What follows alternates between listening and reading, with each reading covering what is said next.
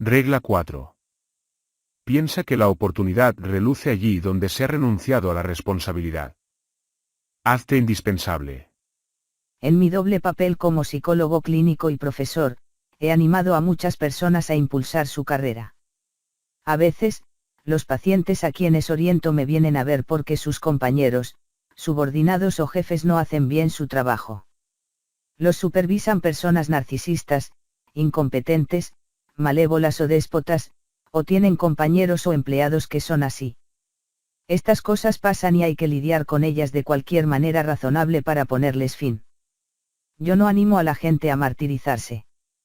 Sacrificarte sin rechistar para que otro se lleve el mérito no es buena idea. No obstante, en esas circunstancias, si eres una persona sabia y atenta, podrías ver igualmente que tus colaboradores improductivos dejan sin hacer una ristra de tareas importantes. ¿Qué pasaría si asumiera la responsabilidad de hacerlas? Podrías preguntarte. Es una pregunta desalentadora. Lo que se queda sin hacer tiende a ser arriesgado, difícil y necesario. Pero eso también significa que vale la pena y que marca la diferencia, ¿no? Y podrías tener la perspicacia de ver que hay un problema, a pesar de tu ceguera tan habitual. Por tanto, ¿cómo sabes que no es problema tuyo? Porque te das cuenta de esta cuestión y no de otra. Esto es algo que vale la pena estudiar a fondo. Si quieres hacerte indispensable en un sitio de trabajo o en cualquier comunidad, simplemente haz cosas útiles que no esté haciendo nadie más. Llega antes que tus compañeros y márchate después, pero tampoco te quedes sin vida. Organiza lo que veas que está en un peligroso estado de desorden. Cuando estés en horario laboral, trabaja, en vez de fingir que trabajas. Y, por último, averigua más cosas sobre el negocio, o sobre los competidores, de las que ya sabes. Con eso te harás indispensable, serás un engranaje vital. La gente lo notará y empezará a apreciar lo que has conseguido con el sudor de tu frente. Puede que no sea capaz de asumir algo tan importante, podrías objetar. ¿Y si empezaras a convertirte en una persona que sí fuera capaz? Podrías comenzar intentando resolver un problemita, algo que te carcoma y que creas que podrías arreglar. Podrías empezar enfrentándote a un dragón de un tamaño que sí puedas derrotar. Una serpiente pequeña tal vez no haya tenido tiempo de amasar un montón de oro, pero podría haber algún tesoro que llevarse de todos modos, además de una buena probabilidad de triunfar, y no tanto de morir abrasado o de un mordisco. En circunstancias razonables, asumir la responsabilidad sobrante es una oportunidad de hacerse indispensable de verdad. Luego, si quieres negociar un aumento o más autonomía, o más tiempo libre, ya puestos, puedes ir a ver a tu jefe y decirle, estas son 10 cosas que eran urgentísimas, todas vitales, y las estoy haciendo todas. Si me ayuda un poquito, seguiré. Incluso puede que mejore. Y conmigo mejorará todo, incluso su vida. Y entonces, si tu jefe tiene algo de sentido común, y a veces lo tienen, tu negociación llegará a buen puerto. Así es como funcionan estas cosas. Y que no se te olvide, no andamos cortos de personas genuinamente buenas que están encantadas de poder echar una mano a alguien y servirle de apoyo. Es uno de los placeres verdaderamente altruistas de la vida y no hay que subestimar su profundidad, ni hay que despreciarlo con ese cinismo barato camuflado de sabia y decaída resignación. Parece que el significado que mejor sustenta la vida se halla en la asunción de responsabilidad. Cuando las personas echan la vista atrás para ver lo que han conseguido, con suerte piensan, pues hice eso y sirvió para algo. No fue fácil, pero valió la pena. Es extraña y paradójica la relación recíproca que subsiste entre el valor de algo y la dificultad para lograrlo. Figuraos la siguiente conversación: ¿quieres algo que sea difícil? No, quiero algo que sea fácil. Según tu experiencia, lo fácil ha valido la pena. Pues no, la verdad es que no mucho. Entonces, quizá te interese buscar algo difícil. Creo que ese es el secreto que se esconde tras la razón del propio ser, lo difícil es necesario. Por esto nos imponemos limitaciones adrede y de buen grado. Cada vez que jugamos a algo, por ejemplo, aceptamos una serie de restricciones arbitrarias. Nos constreñimos y limitamos y exploramos las posibilidades que se abren. Esto es lo que constituye el juego. Sin reglas arbitrarias, no funciona. Las aceptas voluntaria y absurdamente, como en el ajedrez, solo puedo mover el caballo en una L. ¡Qué ridículo! Pero qué divertido. Porque, aunque suene extraño, no tiene gracia si puedes mover cualquier pieza a donde te dé la gana. Si puedes hacer cualquier jugada, deja de ser un juego. Ahora bien, una vez permites ciertas limitaciones, empieza el juego. Acéptalas, en términos más generales, como una parte necesaria del ser y una parte deseable de la vida. Asume que, al aceptarlas, puedes trascenderlas. Así podrás jugar como es debido al restringido juego. Esto no solo es importante a nivel psicológico, ni es solo un juego, ni por asomo. La gente necesita que las cosas signifiquen algo, pero los problemas también necesitan ser resueltos. Desde el punto de vista psicológico, es muy saludable encontrar algo relevante, algo por lo que valga la pena sacrificarse, o sacrificar algo que valga la pena afrontar y asumir. Pero el sufrimiento y la maldad de esta vida son reales, con las terribles secuelas de lo real, y nuestra capacidad para resolver problemas, afrontándolos y asumiéndolos, también es real. Al asumir la responsabilidad, podemos encontrar un camino que valga la pena, mejorar nuestro sino personal en términos psicológicos, y aliviar de verdad lo que ha ido fatal. Así matamos dos pájaros de un tiro. Responsabilidad y significado. La idea de que la vida es sufrimiento es un lugar común casi universal del pensamiento religioso. Es la primera de las 4 nobles verdades del budismo, así como un concepto hindú clave. Hay una teoría que dice que la palabra hindú para el sufrimiento, dukkha, del idioma pali, o dukkha, del sánscrito, proviene de dus, malo, y ka, agujero, en concreto, del agujero que tiene la rueda de un carro tirado por caballos y por el que pasa el eje. El mejor lugar en el que hacer ese agujero es el punto muerto, justo en el centro. De lo contrario, el vehículo iría todo el rato dando respingos, cada uno de los cuales tendría una magnitud directamente proporcional a la fuerza del impacto. Esto me recuerda bastante al término griego amartia, que se suele traducir como pecado en el contexto de la doctrina cristiana. En su origen, amartia era un término usado por los arqueros y significaba errar el tiro. Hay muchas maneras de no dar en el blanco. A menudo, en mi práctica clínica y en mi vida privada he visto a gente que no recibía lo que necesitaba, o lo que quería, lo cual podría ser igual de importante, porque nunca especificaban lo que era, ni a sí mismos ni a los demás. A fin de cuentas, es imposible dar en el blanco a menos que apuntes.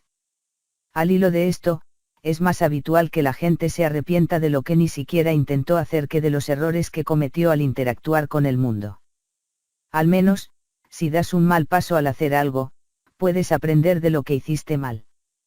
Pero quedarte como un estafermo ante la vida, incluso si justificas tu inacción como un medio para evitar equivocarte, es un grave error.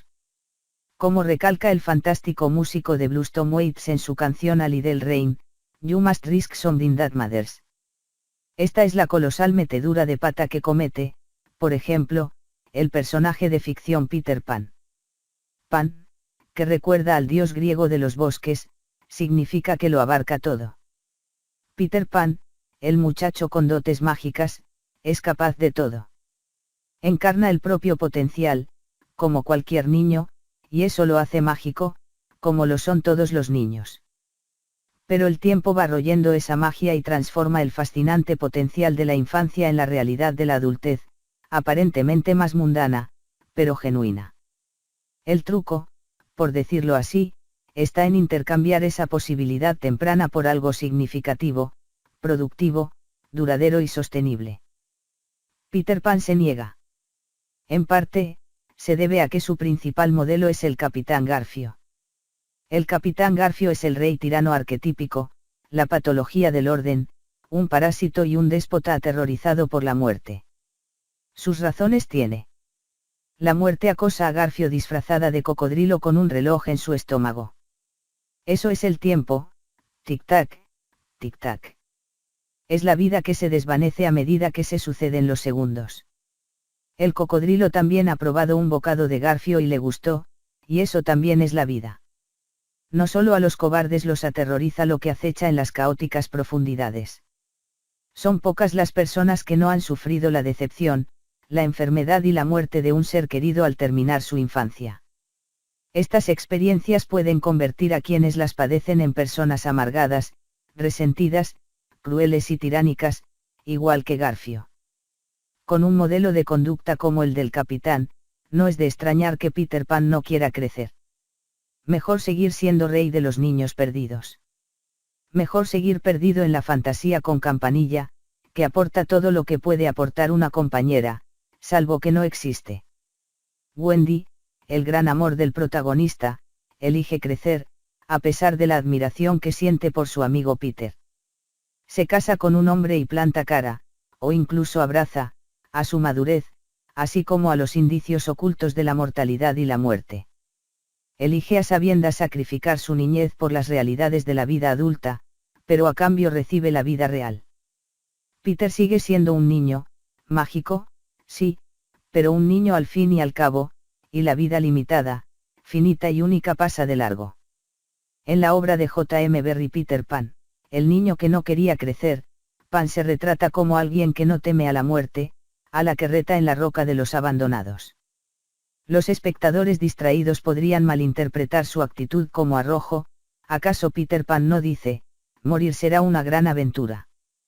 Sí, pero el narrador desconocido, que sabe lo que piensa, objeta, vivir sería una gran aventura, en verdad, una declaración sobre lo que podría haber pasado si el niño rey hubiera elegido a Wendy. Y justo después añade, pero nunca consigue acabar de cogerle el tranquillo. El hecho hipotético de que Peter Pan no tenga miedo a morir no es valentía, sino la manifestación de su naturaleza en esencia suicida, la enfermedad de la vida, que manifiesta una y otra vez al negarse a madurar. No tiene nada de bueno ser la persona de mayor edad en una fiesta universitaria. Refleja una desesperación disfrazada de rebeldía guay, y va unida a un pesimismo y una arrogancia susceptibles. Huele a nunca jamás. Asimismo, el atractivo de una persona de 25 años que no tiene rumbo, aunque sí talento, empieza a tornarse en una imagen desesperada y patética a los 30. Y a los 40, ya hace tiempo que se le ha pasado el arroz. Para tener algo real en la vida, tienes que sacrificar opciones de tu variado abanico potencial. Proponte algo. Imponte una disciplina o sufre la consecuencia. ¿Y cuál es esa consecuencia? Todo el sufrimiento de la vida sin una pizca de su significado. Se puede describir mejor el infierno. Para los budistas, la vida es dukkha, quizá para los hindús también, aunque de forma menos explícita. Las escrituras hebreas, por su parte, relatan la historia del sufrimiento del pueblo judío, individualmente y como nación, aunque no se omiten las victorias. Incluso aquellos a quienes el propio Yahvé invoca para emprender la aventura de la vida no se salvan en absoluto de la quema. Tal vez Abraham, el patriarca por antonomasia, lo intuyó. Él mismo era sin duda una suerte de Peter Pan.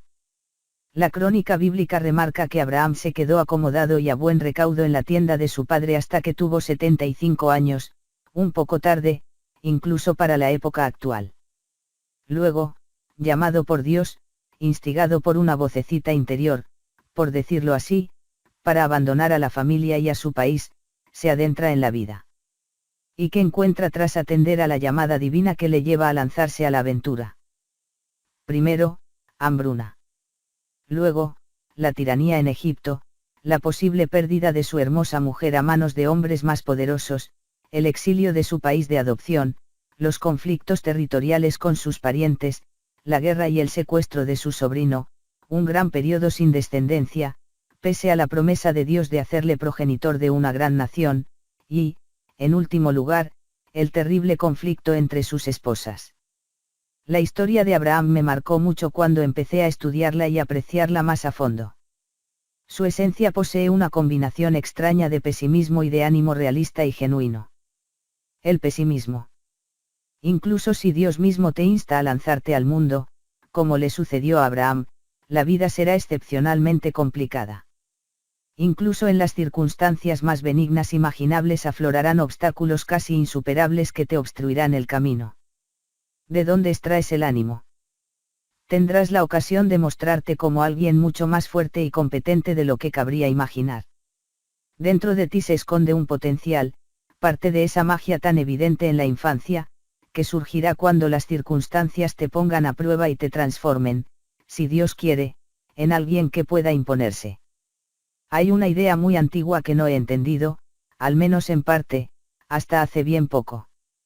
Es algo que ves manifestarse en muchas formas literarias, visuales y dramáticas, tanto antiguas como modernas. Guarda relación con la responsabilidad y el significado, pero su auténtica trascendencia está oculta, exactamente igual que la sabiduría que pueden aportar los sueños tiende a ocultarse. Se entrevera con el mito laberíntico del héroe, el que pronuncia palabras mágicas, ve lo que otros no son capaces de ver, o se niegan a hacerlo, vence al gigante, lidera a su pueblo, mata al dragón, encuentra el tesoro inaccesible y rescata a la Virgen. Todas son variantes del mismo patrón de conducta y percepción, que evoca los grandes rasgos del patrón existencial adaptativo universal. El héroe también es aquel que rescata a su padre de las vísceras de la bestia. ¿Qué podría significar esta idea tan común en la narrativa? Rescata a tu padre, Osiris y Horus. Analicemos la historia del antiguo Egipto de Osiris, Set, Isis y Horus. Los egipcios consideraban a Osiris la deidad fundadora del Estado. Para haceros una idea, imaginadlo como un crisol de los rasgos de la personalidad de todas las personas que conformaban la fascinante civilización del río Nilo. Osiris era adorado como el héroe creador de la cultura, sus hazañas para crear el mundo cuando era un dios joven y audaz dieron lugar a una de las primeras civilizaciones importantes y largas. Pero envejeció, como sucede con todo, y decidió volverse ciego. Los egipcios insistían en que esta figura decisiva de su mitología poseía ambos atributos, y se trataba de una gran verdad. El dios, fundador supremo se volvió anacrónico, pero, por encima de todo, empezó a cerrar los ojos cuando sabía perfectamente que debía mantenerlos abiertos. Osiris dejó de prestar atención a cómo se gobernaba su reino. Era una ceguera deliberada y no vale achacarla a la edad. Es una tentación horrible, pues nos da permiso para posponer los problemas que podríamos abordar hoy. No tendría nada de malo si los problemas no se fueran acumulando, como los intereses, pero todos sabemos que sí se acumulan. La decisión de Osiris de cerrar los ojos cuando debería haberlos mantenido abiertos se cobró un precio desorbitado y cruel, la subyugación a su malvado hermano, Set. La idea de que el poder tuviera un hermano malvado era un axioma, podríamos decir, de cómo veían el mundo los egipcios. No cabe duda de que es fruto de una civilización compleja y duradera que ha observado sus propios defectos, algo que sigue siendo relevante en la actualidad. Cuando se ha instaurado una jerarquía lo bastante funcional, se abre una ventana para que los cargos de autoridad sean usurpados, pero no por gente competente que quiere cumplir las funciones, sino por aquellos dispuestos a usar la manipulación, el engaño y la coacción para adquirir estatus y control. Todas estas fuerzas contraproducentes eran las que los egipcios estaban intentando subsumir en la imagen de Set, el enemigo de la luz, la ilustración, la visión y la consciencia. La principal ambición de Set era gobernar Egipto, ocupar el trono del legítimo faraón. Al hacer la vista gorda con las artimañas de su malvado hermano, al negarse a ver, Osiris permitió que Set cobrara fuerza. Resultó ser fatal, o todo lo fatal que puede ser un error para un inmortal. Set esperó hasta que sorprendió a Osiris en un momento de debilidad. Lo despedazó y esparció los fragmentos por las tierras de Egipto. No fue ni es posible matar para siempre a Osiris, el impulso humano eterno hacia la organización social. Esa es una fuerza que nunca morirá.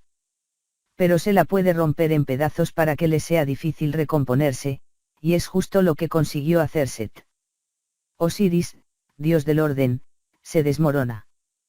Pasa constantemente, en la vida individual de las personas y en la historia de familias, ciudades y países.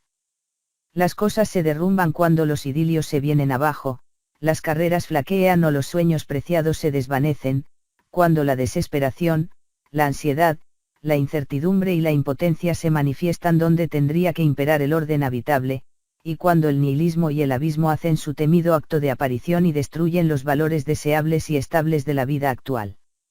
En esas circunstancias surge el caos.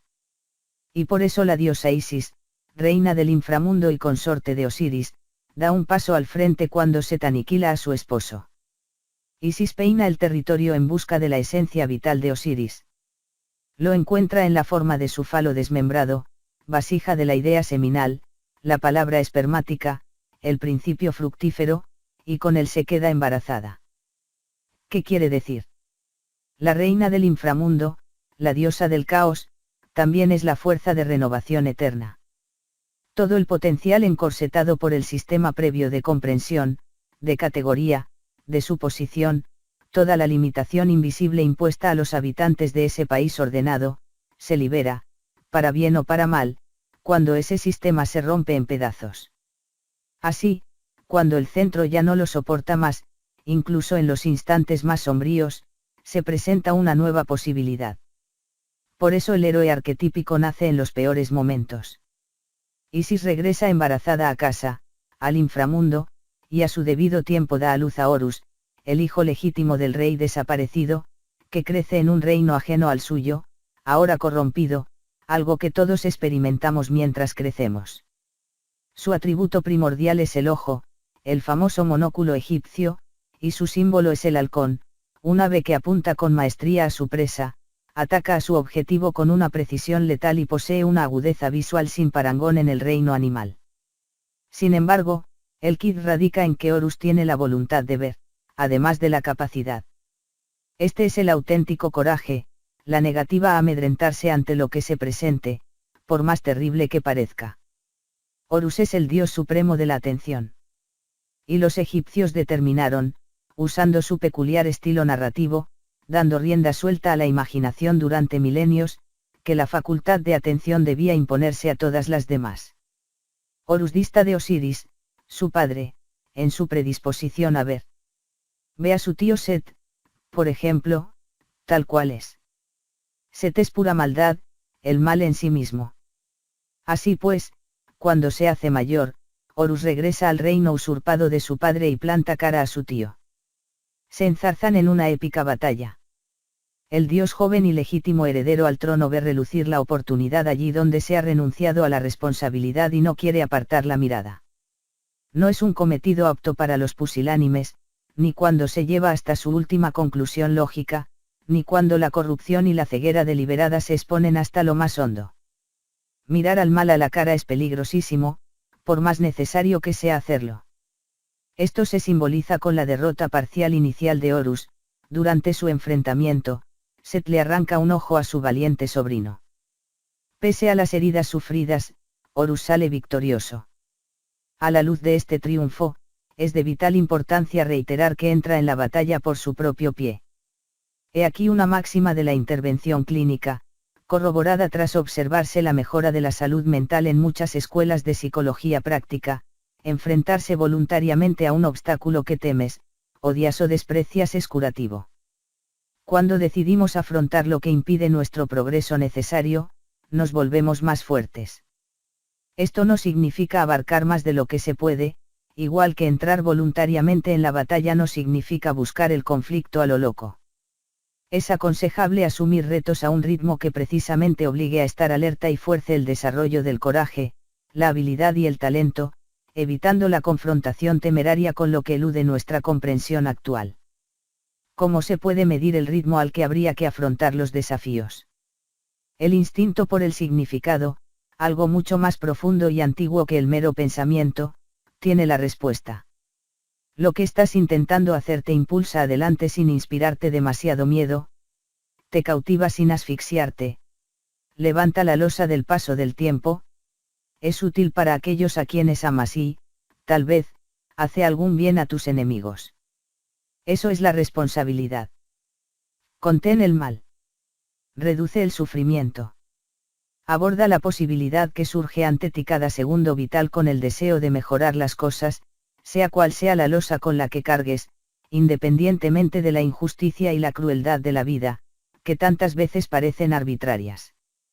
Las demás estrategias solo hacen el hoyo más hondo, elevan la temperatura y empeoran continuamente los problemas de quienes viven en él, ya graves de por sí.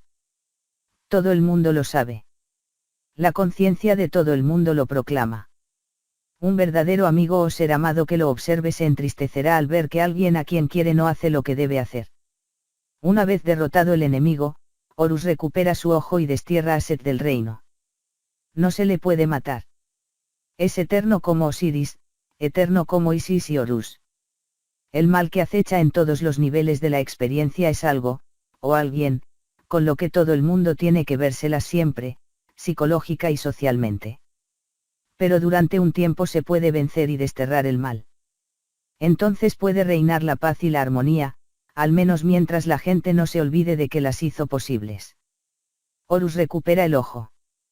Una persona sensata que se encontrara en esa situación daría gracias a su buen hado, se volvería a colocar el ojo en la cuenca y seguiría con su vida. Pero eso no es lo que hace Horus. Él vuelve al inframundo, a las vísceras de la bestia, al reino de los muertos, donde sabe que hallará al espíritu de Osiris.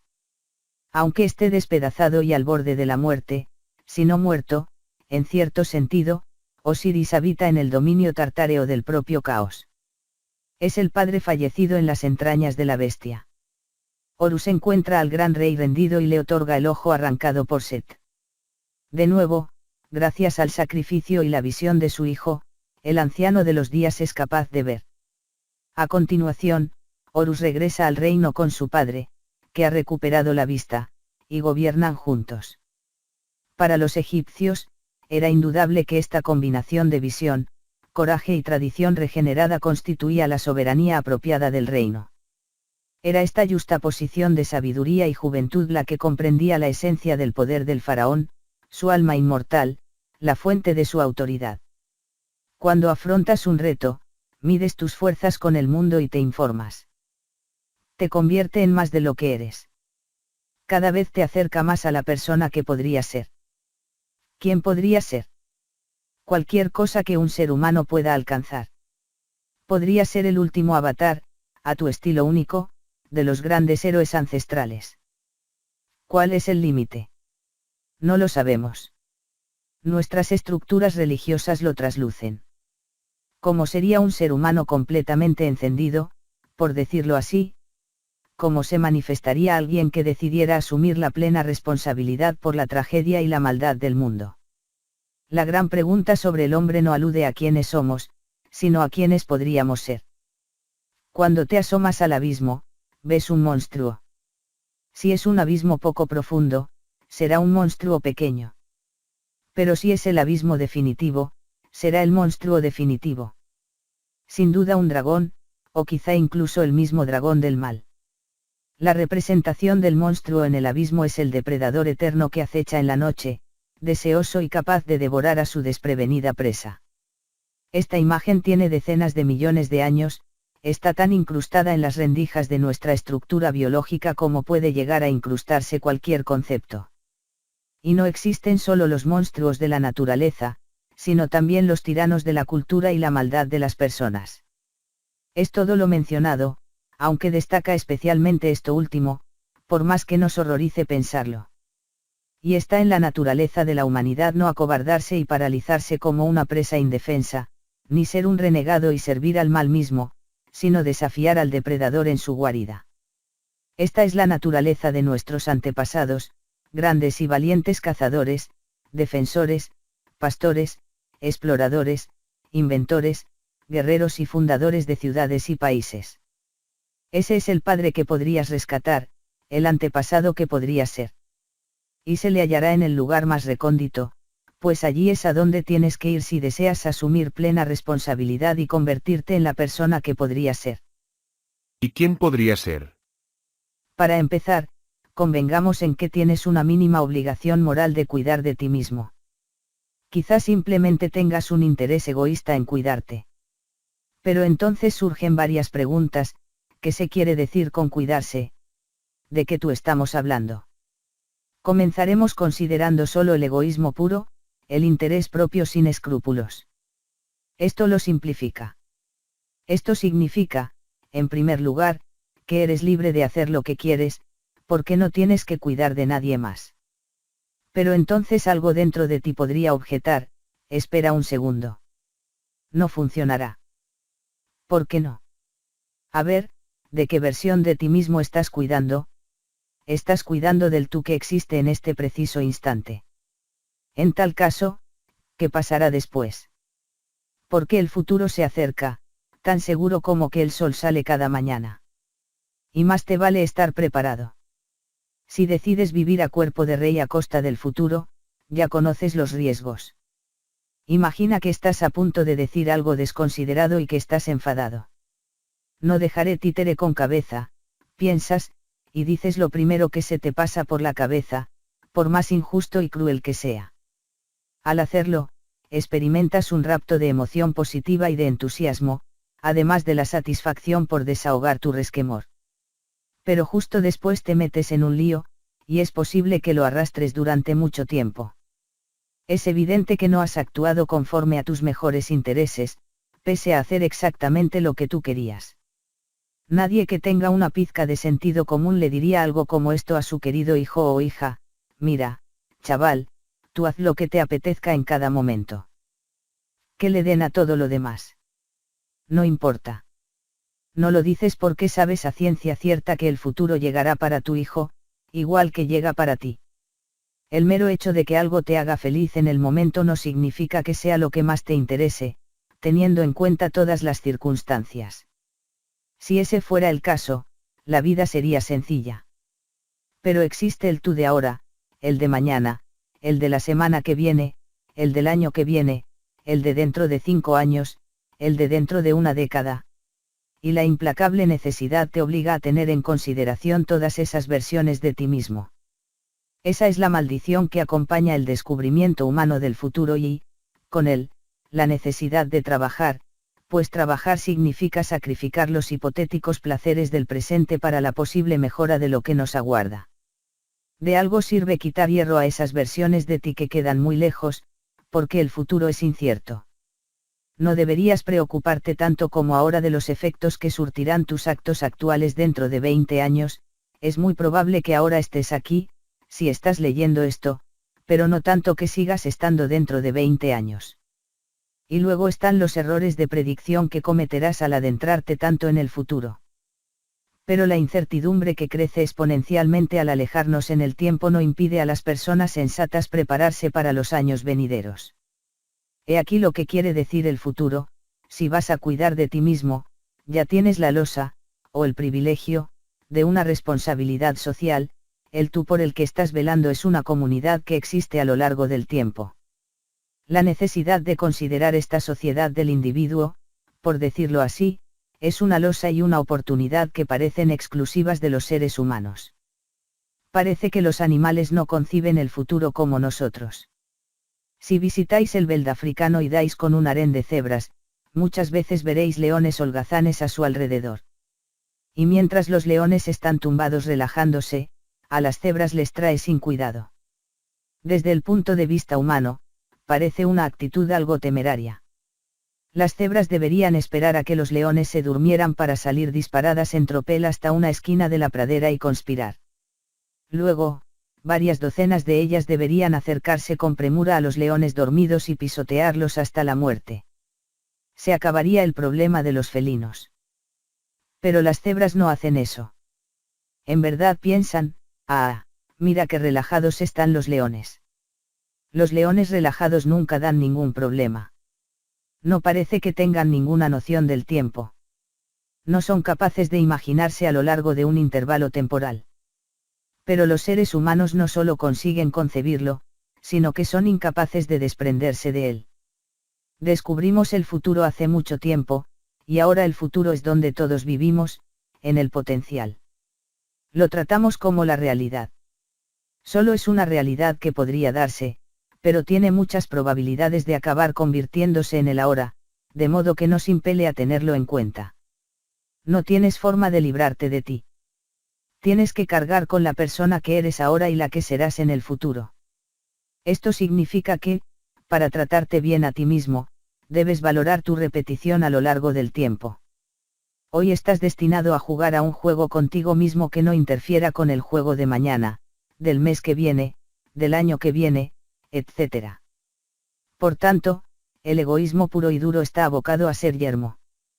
Por esta razón, entre otras, una ética estrictamente individualista es una contradicción. Lo cierto es que hay poca diferencia entre cómo deberías tratarte a ti mismo, una vez te das cuenta de que eres una comunidad que se prolonga en el tiempo, y cómo deberías tratar al resto. En un matrimonio, por ejemplo, afrontas el mismo problema con tu cónyuge que contigo, debes apechugar con las consecuencias de un juego que se repite. Puedes tratar a tu marido o a tu esposa como te dé la gana ahora, en este momento, por más horrenda y desconsiderada que sea tu actitud, pero seguirás despertándote a su lado mañana, el mes que viene y dentro de una década, y si no con esa persona, con alguien distinto igual de desgraciado. Si tratas a la persona con quien estás comprometida de una forma que, al reiterarse, se revela insostenible, estás jugando a un juego en vías de degeneración y ambos vais a sufrir un calvario por ello. Este problema no difiere mucho de no hacer las paces con tu yo del futuro.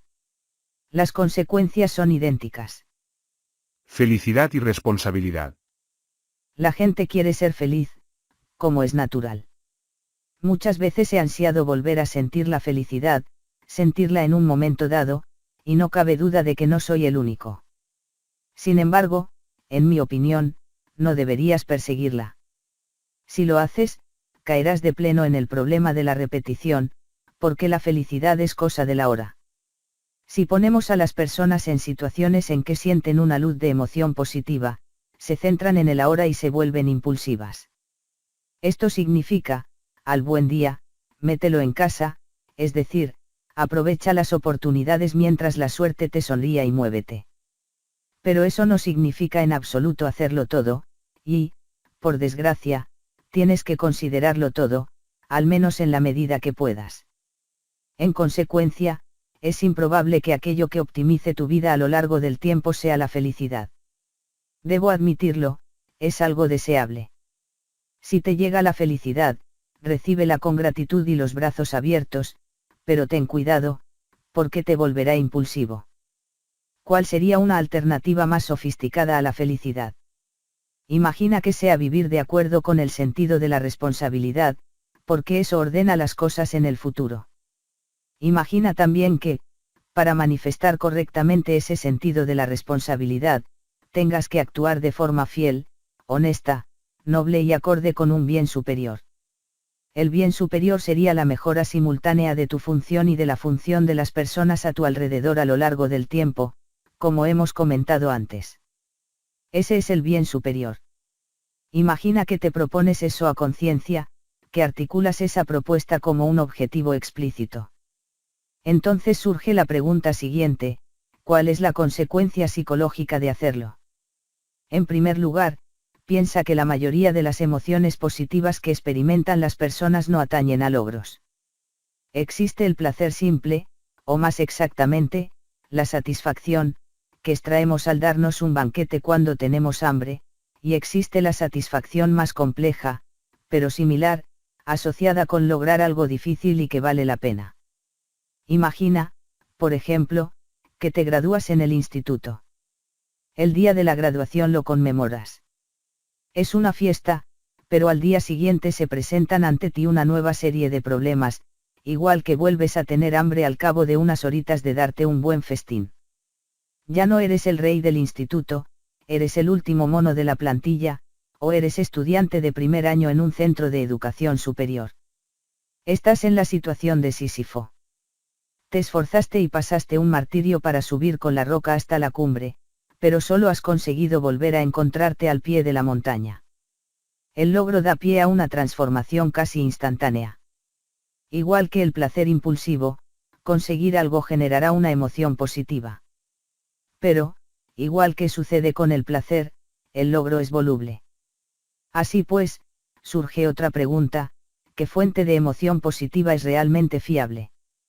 La respuesta es que la gente experimenta la emoción positiva cuando persigue un objetivo valioso. Imagina que tienes un objetivo. Proponte algo. Idea una estrategia que concuerde con ese fin y ponla en práctica. Y luego, mientras aplicas la estrategia, comprueba que funcione. Eso es lo que suscita la emoción positiva más fiable. Imagina que las actitudes y acciones que surten mayor efecto, en una competición muy darwiniana, acaban dominando a todas las demás. Imagina que, al mismo tiempo, eso es cierto a nivel psicológico y social. Imagina que ocurre en tu propia vida, pero también a lo largo de los siglos, a medida que todo el mundo interactúa, habla y antepone una forma de ser concreta. La conclusión es crucial: no hay felicidad sin responsabilidad. Sin un objetivo precioso y apreciado, no hay emoción positiva. Y bien, ¿qué es exactamente un objetivo válido? Podrías rebatir. Imagina que vas en pos de algo placentero, aunque efímero y trivial. La parte sabia de ti mismo comparará esa conducta con el hipotético propósito de actuar en el mejor interés de la comunidad de futuros tus y la comunidad de otras personas. Tal vez no quieras escuchar a esa vocecita sabia, no deseas cargar con la responsabilidad, no quieres que reemplace un arrebato inmediato de placer. Pero te estás engañando a ti mismo, en especial en lo más profundo de tu ser, si crees que esa ilusión llegará a buen puerto. Las partes sabias y antiguas de ti, muy comprometidas con tu supervivencia, no son fáciles de burlar ni de apartar. Pero tú haces oídos sordos y te propones un objetivo crucial, ideando una estrategia bastante superficial para conseguirlo, pero no lo acabas encontrando satisfactorio porque no te interesa lo suficiente.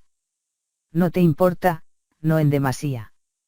Además, el hecho de que no persigas el objetivo que deberías estar persiguiendo significa que te sientes culpable, avergonzado e inferior al mismo tiempo. No es una estrategia ventajosa. No funcionará. Nunca he conocido a nadie que quedara satisfecho al saber que no estaba haciendo todo lo que debería. Somos criaturas conscientes del tiempo, sabemos que estamos en un juego sin fin del que no podemos escapar y del que no es fácil esconderse. Tanto da las ganas que tengamos de ignorar por completo el futuro, es parte del precio que pagamos por ser sumamente autoconscientes y capaces de concebirnos a lo largo de todo el transcurso de nuestra vida. Es lo que nos toca. No se puede huir del futuro, y cuando tienes que cargar con algo de lo que no puedes escapar, la actitud correcta es volverte voluntariamente y plantarle cara. Eso sí funciona. Así, en vez de perseguir tu objetivo impulsivo a corto plazo, te propones un objetivo mucho más ambicioso, que es actuar correctamente y pensando en todo el mundo a la larga. Coge el exceso de peso. Existe una forma correcta de comportarse, una ética, y estás destinado a lidiar con ella. Es imposible no calcular tu existencia a lo largo del tiempo, así como la de todos los demás, y es inevitable responder ante ti mismo de tu conducta y de tus faltas. Aquello que funcione para múltiples plazos de tiempo y múltiples lugares, para múltiples personas, incluido tú mismo, ese es el objetivo. Constituye una ética emergente y difícil de formular de manera explícita, pero de una existencia y con unas consecuencias ineludibles, además de formar parte inapelable del juego del ser. Los grandes jugadores son atractivos. Quienes son atractivos atraen a individuos con los que aparearse. Cuanto mejor encajemos en el patrón emergente, más posibilidades tendremos de sobrevivir y proteger a nuestras familias. El terreno de juego selecciona a los jugadores según su conducta ética. Por tanto, nuestra biología nos prepara para responder positivamente e imitar al gran jugador, y a reprobar, incluso con violencia, al que engaña, hace trampas y miente. Y es tu conciencia, tu instinto para la virtud moral, la que denuncia la desviación del camino. Cuando tu hijo pone la zancadilla a propósito a un rival durante un partido de fútbol, o no le pasa el balón a un compañero libre con grandes posibilidades de anotar, frunces el ceño. Sientes vergüenza, como es natural, porque estás presenciando la traición de un ser amado a otro ser amado, entiéndase, la traición a sí mismo de tu hijo. Algo parecido ocurre cuando infringes tu propio sentido del decoro. Es el mismo instinto y más vale ocuparse de él. Si no sigues el camino correcto, te precipitarás por un acantilado y vivirás un suplicio. En definitiva, es imposible que las partes más profundas de ti mismo vayan a tragar con eso sin protestar. Tu lógica podría decir, aquí no hay ningún acantilado. No veo ninguno por aquí cerca. Y un acantilado a 10 años de distancia queda muy lejos. Pero la parte más profunda de tu psique refutará siempre, no hay que pensar en esos términos. No es procedente. Algo que ocurrirá dentro de 10 años también es real, a pesar de la distancia, con el correspondiente e inevitable margen de error en la predicción. Si hay una catástrofe acechando, no vamos a ir directos hacia ella. No sin oposición. Si tu comportamiento sugiere que te estás inclinando en esa dirección, te sentirás culpable y fatal por ello, si con suerte estás mínimamente despierto aún. Y dale las gracias a Dios. Si el coste de traicionarte a ti mismo en el sentido más hondo es la culpa, la vergüenza y la ansiedad, la ventaja de no traicionarte es el significado, el propósito, el significado que da sustento. Esa es la mejor oportunidad que reluce allí donde se ha renunciado a la responsabilidad. Si escuchas a tu conciencia, empezarás a considerar que algunas de las cosas que haces están mal. Más concretamente, si tu conciencia te alerta de que podrías estar cometiendo una fechoría y te sientas a hablar sin tapujos con ella, empezarás a formarte una idea clara de lo que está mal y, por ende, de lo que está bien. El bien es, ante todo, lo contrario del mal, y el mal es más flagrante y obvio. Así pues, se puede desarrollar y pulir el significado de lo que está bien analizando con atención lo que está mal. Haces algo y te traicionas a ti mismo, por lo que te sientes mal. No sabes muy bien por qué. Intentas no pensar en ello, porque a corto plazo duele menos y es más fácil no pensar en ello. Pones todo tu empeño en ignorarlo, pero solo consigues agrandar la sensación de que te has traicionado y te divides más contra ti mismo. Es decir, que tal vez reflexionas y afrontas tu incomodidad. Percibes tu desunión y el caos consiguiente. Te preguntas y rezas por saber qué hiciste mal. Hasta que llega la respuesta, que no es la que querías escuchar. Así pues, una parte de ti debe morir para que puedas cambiar. Y la parte que debe morir lucha por existir, expone sus razones y se defiende. Y lo hará con todas las tretas posibles, utilizará las mentiras más burdas, los recuerdos más amargos y rencorosos del pasado y las actitudes más perdidamente cínicas sobre el futuro, y en fin, sobre el propio valor de la vida. Pero tú perseveras, haces distinciones y juicios de valor y decides exactamente por qué lo que hiciste estuvo mal. Así empiezas a entender, por contraste, que habría sido lo correcto. Entonces optas por empezar a actuar como dicta tu conciencia. Decides que es una socia, pese a parecer una rival. Pones en práctica todo lo que has descubierto que estaba bien y empiezas la escalada. Comienzas a vigilar con más y más atención tus pasos para asegurarte de que haces lo correcto, te escuchas al hablar, te observas actuar, intentas no apartarte del estrecho camino. Ese se convierte en tu objetivo. Empieza a gestarse una idea, voy a vivir mi vida como es debido. Intentaré hacer el bien. Voy a aspirar a lo mejor que pueda. Ya has reclutado a todas las partes de ti que cuidan de tu versión futura. Todas remáis en la misma dirección. Ya no sois una casa escindida en su contra. Te sostienes sólidamente sobre una base firme. Ya no es tan fácil disuadirte o desalentarte. Tu resolución es más fuerte que tu nihilismo y desánimo. La pugna que has librado contra tu propia tendencia a dudar y disimular te protege de las críticas injustificadas y cínicas de los demás. Existe una meta elevada, una cumbre montañosa, una estrella que brilla en la oscuridad y te atrae hacia el horizonte.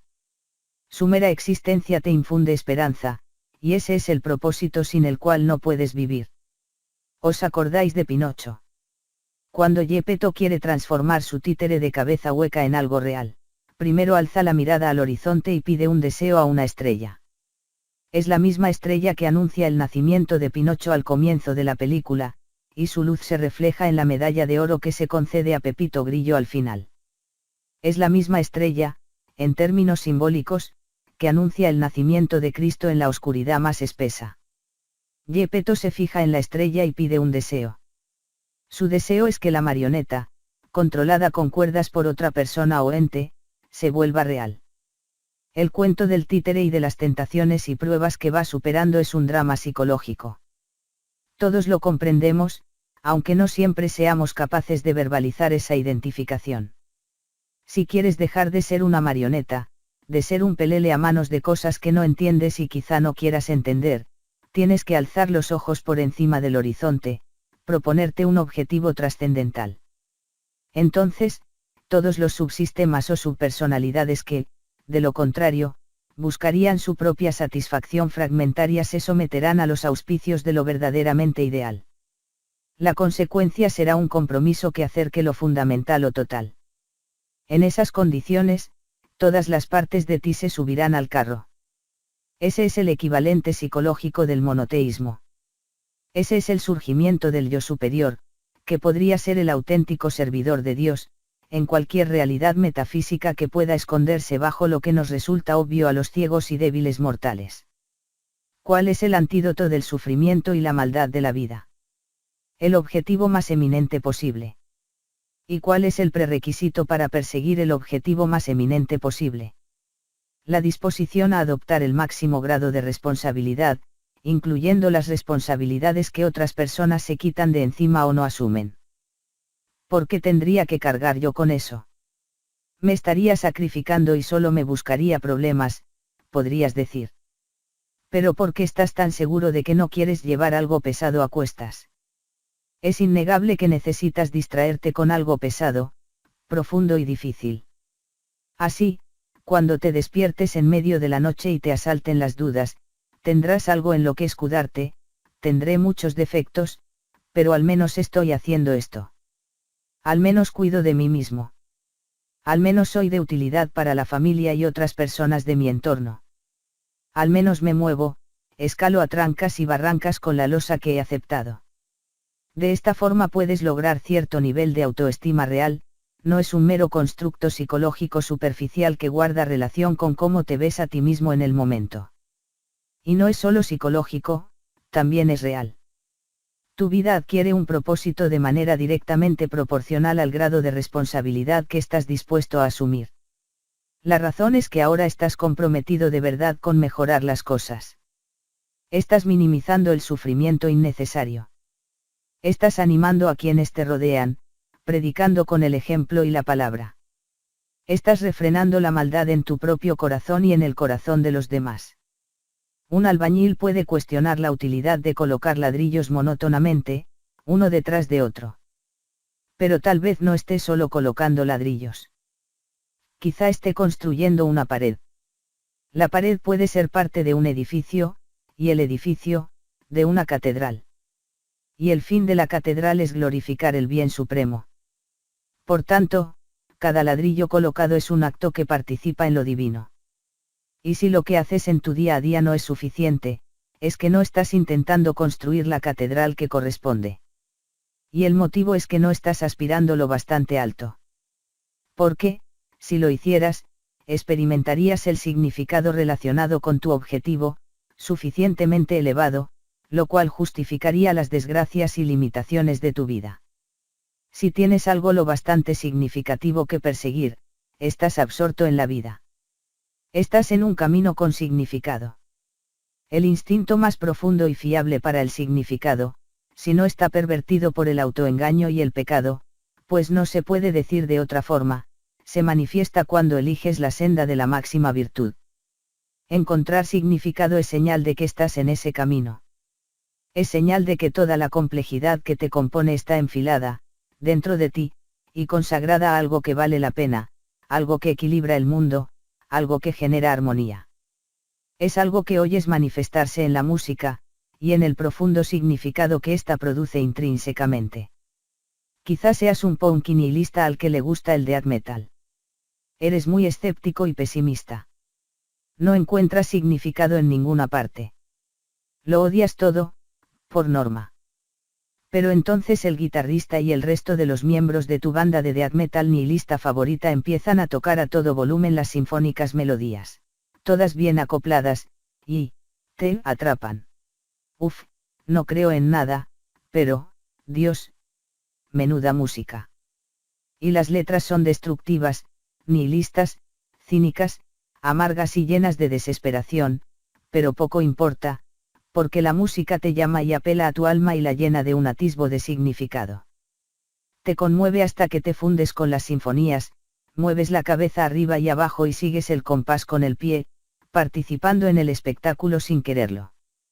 Son esos patrones sonoros que están dispuestos uno encima del otro armónicamente, nadando en la misma dirección de forma predecible e impredecible, en perfecto equilibrio, el orden y el caos en su danza eterna. Y bailas al ritmo, por más desdén que sientas en tu interior. Entras en simbiosis con esa armonía cadente y teledirigida. Y allí encuentras el significado que te sustenta. Te embriaga un instinto, un espíritu, que te orienta hacia el bien supremo. Saca a tu alma del infierno y la pone rumbo al cielo. Y como está allí, a menudo te sientes desilusionado. La gente te decepciona. Te traicionas a ti mismo, pierdes un vínculo importante en el trabajo, un jefe o un compañero. El mundo está patas arriba. Me incomoda muchísimo.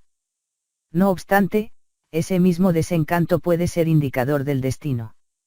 Denota la responsabilidad a la que se ha renunciado, cosas dejadas sin hacer, cosas que hay que hacer igualmente. Esa necesidad te irrita.